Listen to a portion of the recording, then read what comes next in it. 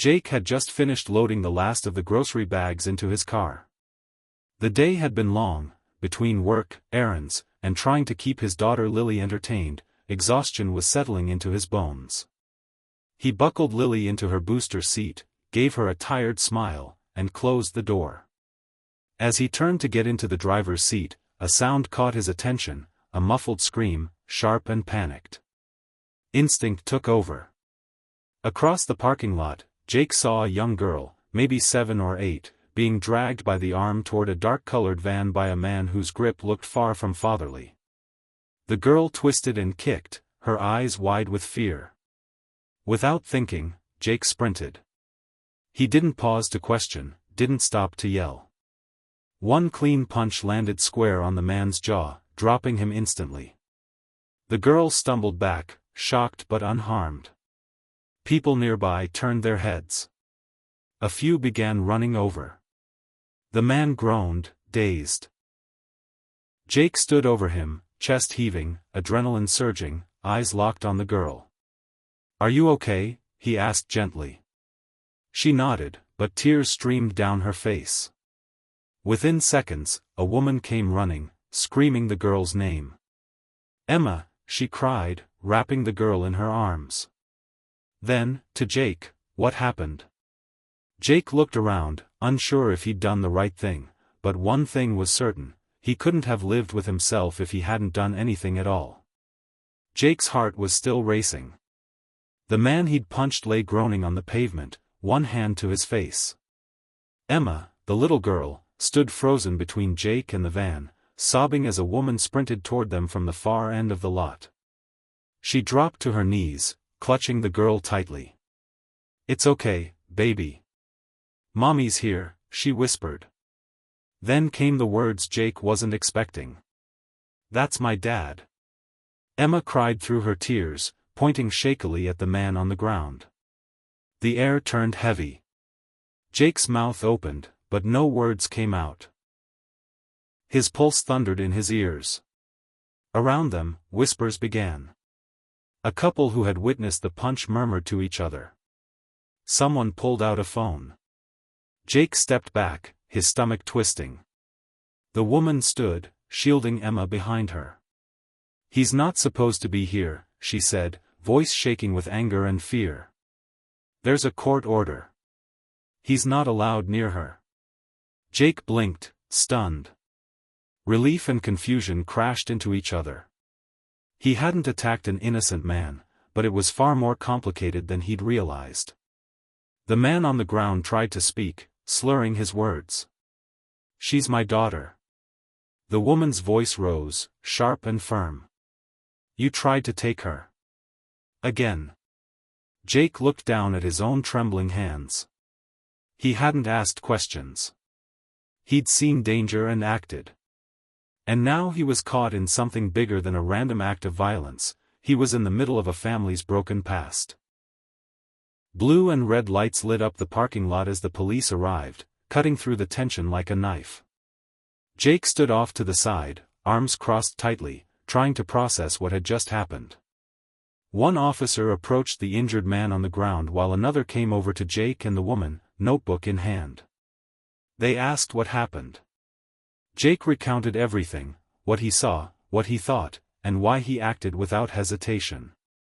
The officer nodded slowly, writing it all down.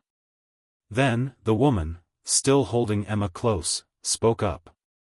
"There's a restraining order," she said quietly.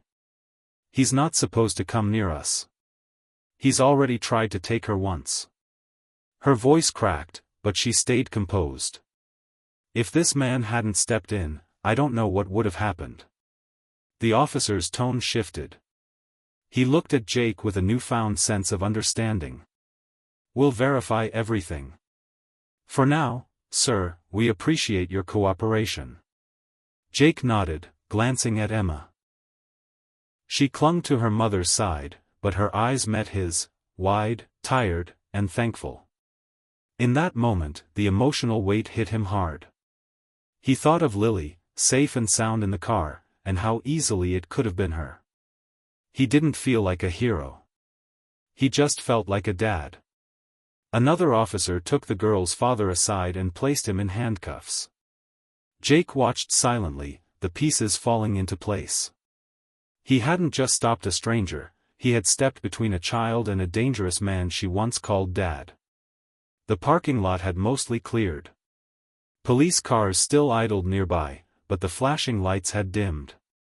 Jake stood alone by his car, watching Lily play with her stuffed bunny in the back seat, blissfully unaware of the chaos that had just unfolded.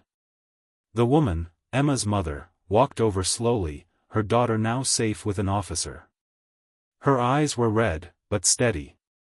She stopped a few feet from Jake, hands tucked into her coat pockets. "I never got your name," she said softly. "Jake," he replied, offering a small nod. "I'm Natalie. I don't know how to thank you." Her voice cracked with emotion. Most people would have looked away. Pretended they didn't hear anything. Jake shook his head. "I didn't think. I just saw a little girl in trouble." It felt personal. Natalie tilted her head. "You have kids?" "Yeah. My daughter, Lily. She's 6.